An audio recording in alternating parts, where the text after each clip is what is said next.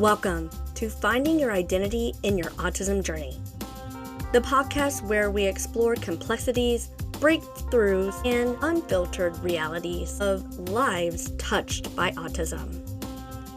I'm your host, Ruth Cassell, here to guide you through heartfelt stories, expert insights, empowering conversations.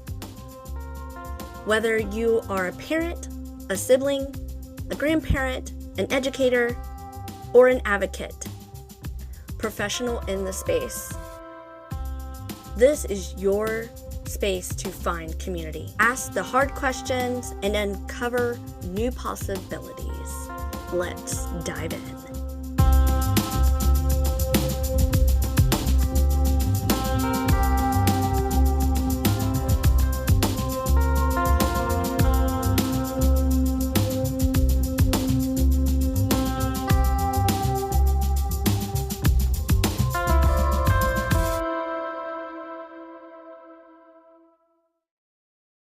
Welcome back to Finding Your Identity in Your Autism Journey. In the previous episode, we talked about meconium exposure and the possible links to autism. Today, we're shifting gears to another big topic in the autism research, C-sections and autism.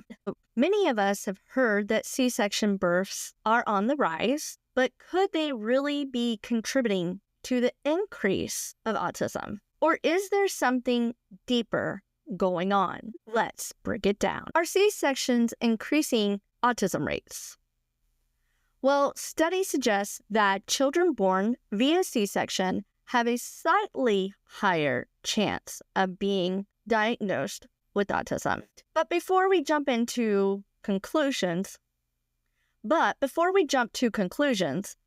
ask, is it C-sections itself, or are there other factors at play? We are looking at a direct link, or could it be that C-sections are more common in complicated pregnancies or deliveries, like those with premature birth, prenatal stress, or fetal stress, all in which could have influence on neural development? For me personally, I have seen how the birth experience shaped the journey ahead. So taking you back to the previous episode, you guys know that my water had broke and my birth plan changed, and everything, that I was wanting to do kind of went out the window because of the meconium, the first stool being in my water. So I say this because, and you guys heard in the last episode that I had to go down for emergency C-section and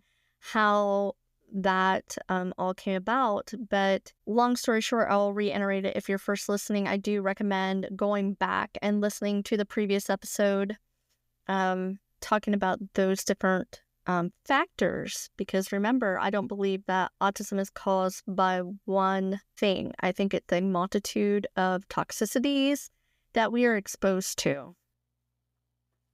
And this is why it's so different, and the profiles look so different for each individual. So like I said, when I was in labor, I was at the hospital, I was in labor. They had given me my epidural, and this is before I knew anything was actually wrong about the placement of my epidural. And I never, had been through delivery before, so I had no real frame of reference on what it was supposed to feel like or anything. Never had an epidural. I have no frame of reference. And I remember, at least my second nurse by the end, my first nurse, she was amazing, but I didn't have my epidural with her. I got it when my second nurse took over. And I kept, asking her, I was like, I would feel my contractions. And she said, that's impossible. How are you feeling it? Never questioning. She never questioned. But again, guys, this was right after the hurricanes that we experienced in 2017. And when there were so many women giving birth the day that I was giving birth. There was women in the hallways because of the barometric pressure. So it was very busy in there.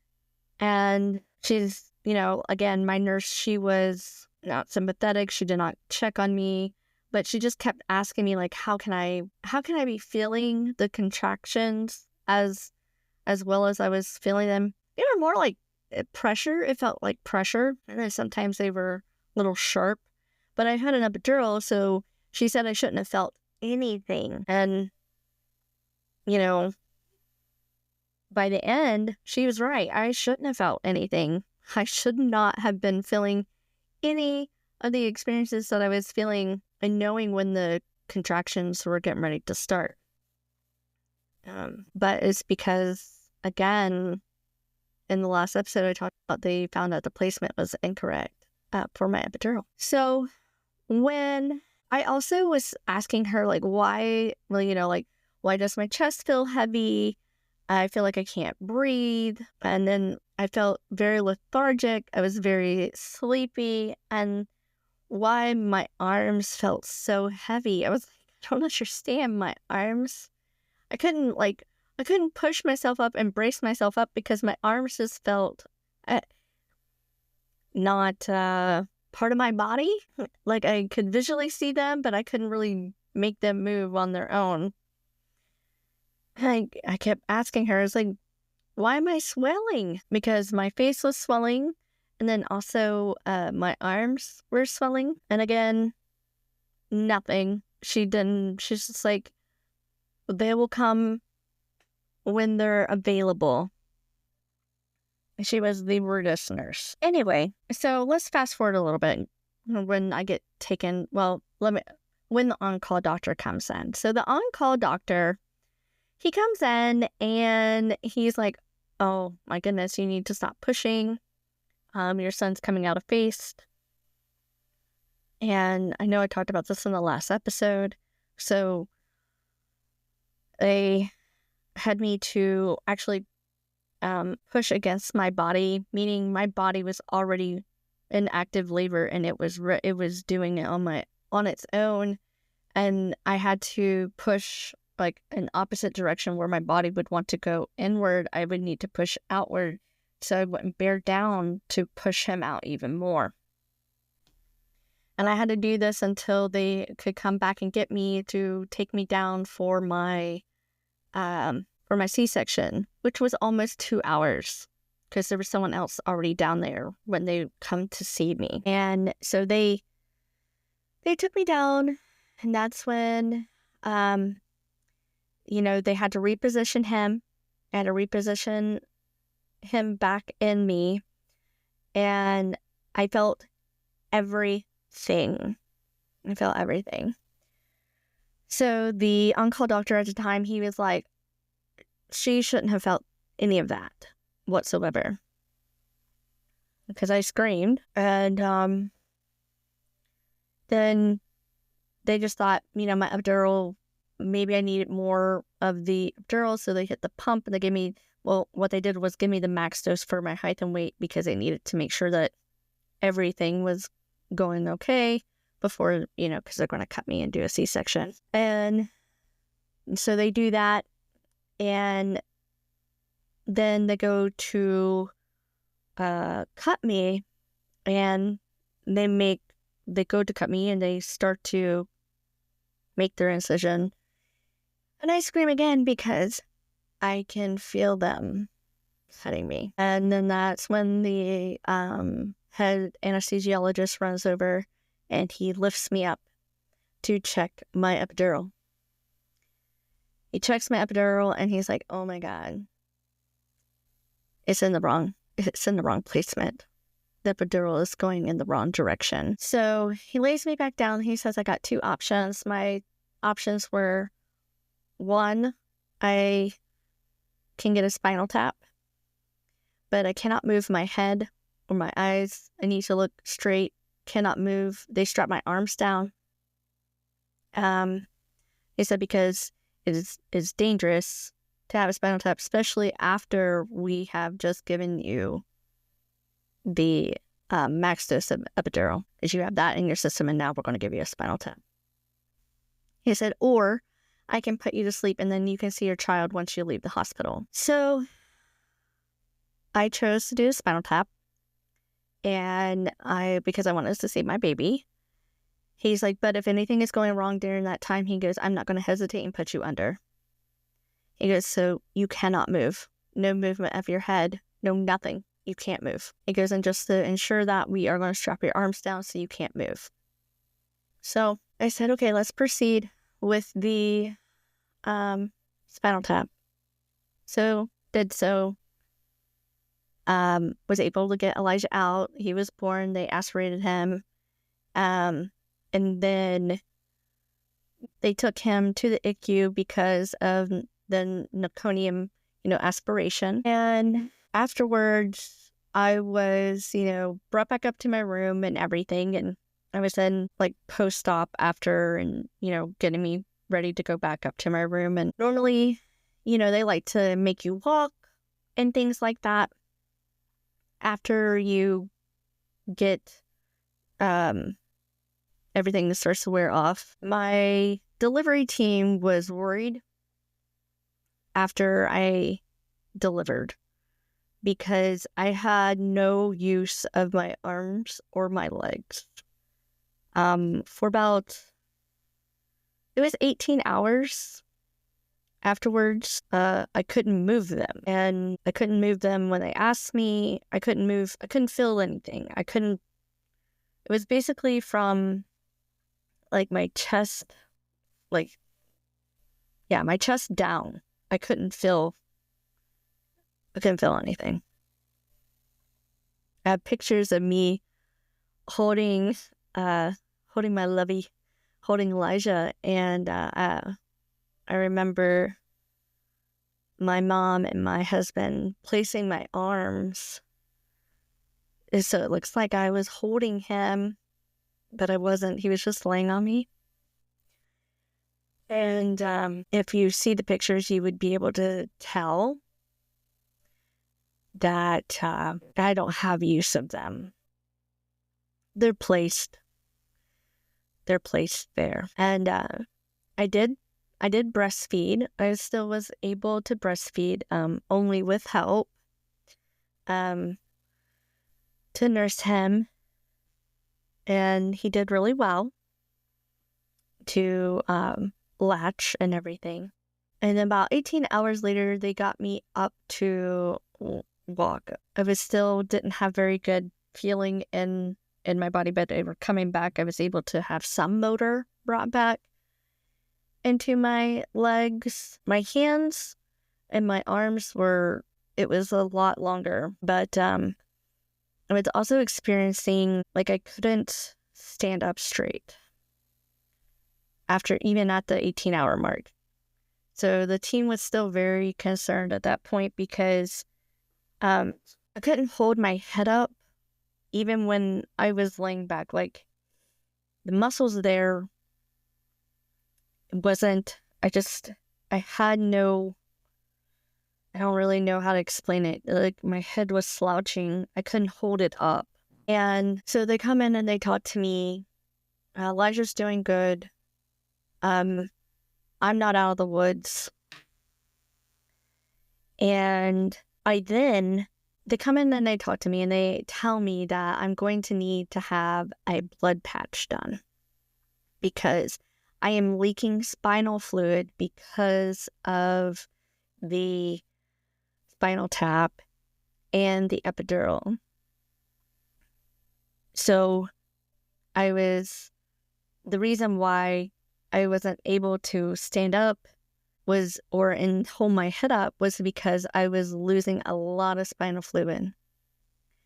They said that they were going to have someone come in to do the spinal tap. And so I was waiting for the anesthesiologist is the one that actually does the blood patches. So I'm waiting, and then another set of doctors come in. Again, it's still busy because of the barometric pressure and all of that. There's still women, they're needing rooms.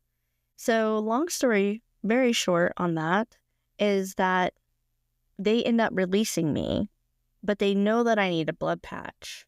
Okay. And I asked them that. I was like, but I was told I was getting a blood patch because of you know, not being able to really move, not being able to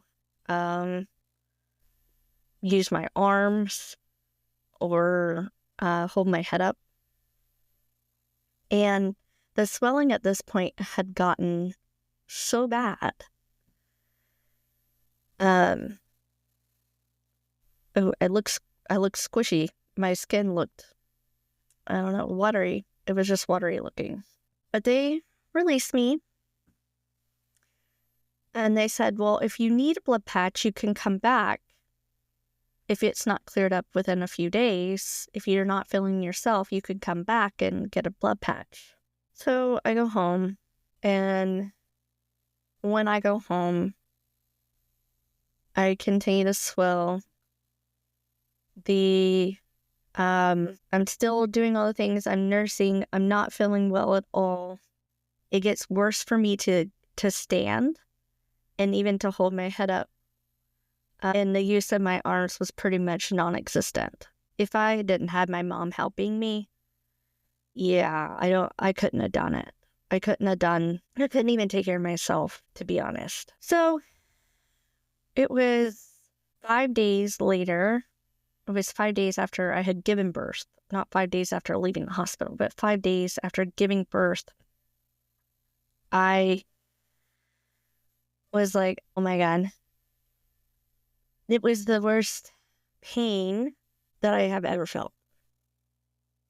It was worse than childbirth. I don't even know how to describe the pain that I was feeling. But when I went back to the hospital, I told them I went to the emergency room. I told them when I was getting admitted, they wheeled me back right away. My blood pressure was extremely low. They said if I would have waited 8 hours longer, I would have died. Because when they implement and they put in the blood patch, what they do is they take your blood and they let it coagulate, and then they inject it into your spine. Because essentially what has happened is that there's a hole in your spine, and the spinal fluid is leaking throughout your body. And this is what was happening to me. So I share that with you because in this episode, like I said, I don't believe it's only one thing. And it was a very traumatic experience for me. The birthing part. Not only during the birth, but afterwards, because I not only had to deal with delivery, but I had to deal with almost dying because of the spinal tap. And having I needed blood patch done. And I just remember how mean the doctor was that gave me the blood patch. He wasn't considerate at all. And then there was another doctor. I'm not sure if he was a doctor, an intern. I know he wasn't a nurse. But all I know is that the guy that did the procedure was like, you can't move, don't move.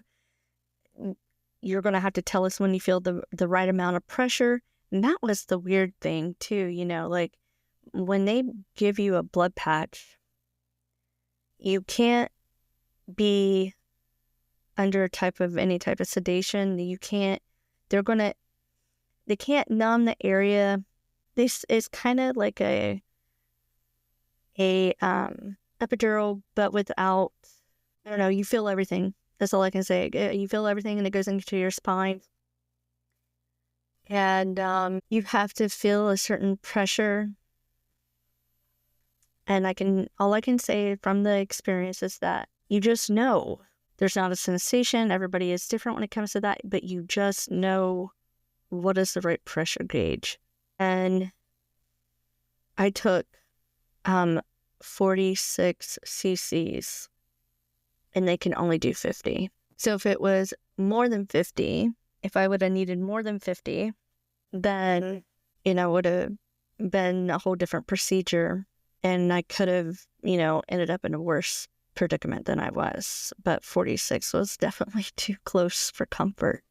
And then after I got my blood patch, remember all that swelling that I was telling you that I was experiencing, and my skin looked like a water balloon, pretty much. I looked like a water balloon everywhere. It wasn't just my arms. It was everywhere. Well, that was because where my spine was leaking fluid had been leaking fluid since I had given birth. So I had gone 5 days with a bunch of fluid and a toxicity in my body. But long story short, you will urinate that out over and over.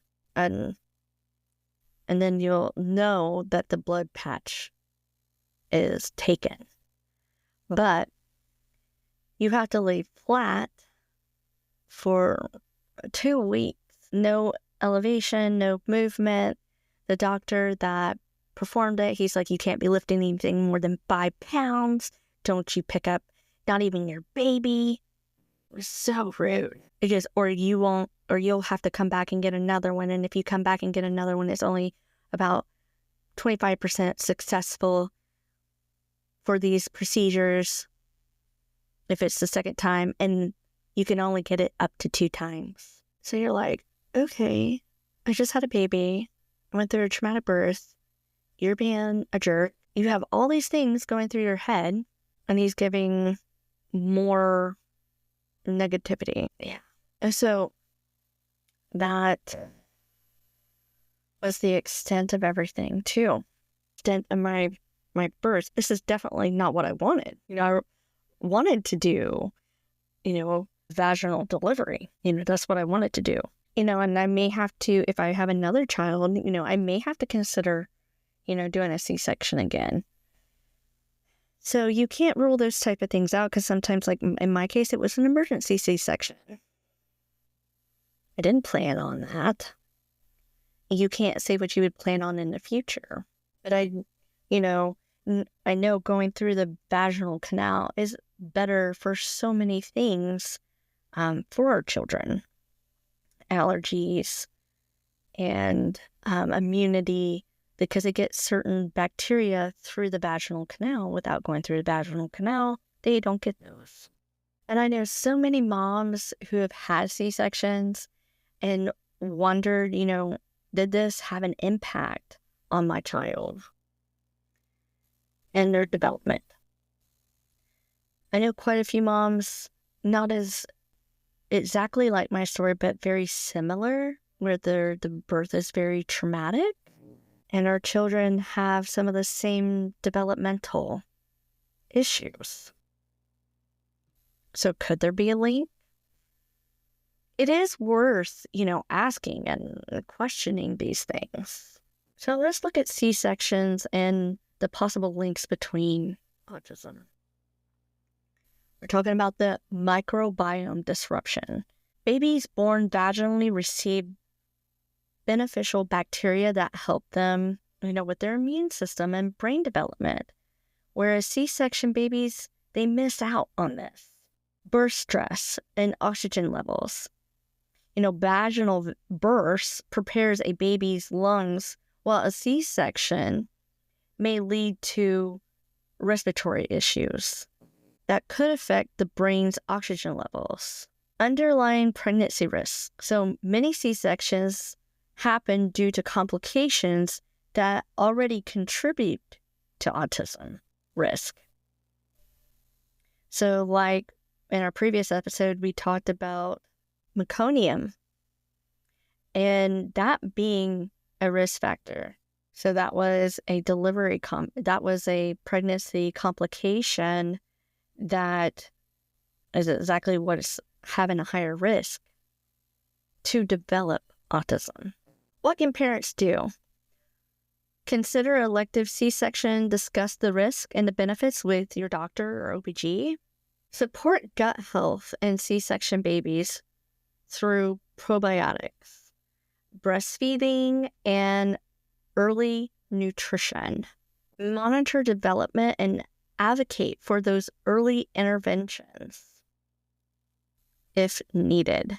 So now that you guys know a little bit more about my story and how Elijah came into the world, it seems like I've always had to be advocating in some way or another, not just for him, but for myself. And I don't want to tell you guys the whole story because there's a lot more to this story.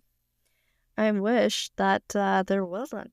But let's just say it ended up to me going and seeing more professionals to get the use of my hands for about 6 months after because of nerve damage. At the end of the day, birth is just one piece of the puzzle. What truly matters is early intervention, awareness, and advocacy. If you experience a C-section or meconium exposure, I would love to hear your story. Let's keep this conversation going. And don't forget to subscribe to the channel so you don't miss another episode. And don't forget, your story matters. Today's episode is brought to you by Legal Shield. Because peace of mind starts with being prepared. As a parent and an advocate, I know how important it is to have access to legal support, especially when navigating the challenges of autism advocacy. With Legal Shield, you'll have 24/7 access to a dependable network of attorneys for advice on every IEP meeting and school accommodation to understand your rights as a caregiver. Also, those transitional times for guardianship and other legal matters, such as trust, wills, and other things. It is affordable and easy to use and designed to give you the tools needed to confidently face life legal challenges. Whether you are dealing with contracts, legal documents, or simply just need advice, Legal Shield is here to help. Protect your family, advocate for your loved ones, handle life's curveballs with confidence. Visit the link in the show notes below to learn more how to sign up today. Legal Shield empowers families, one step at a time.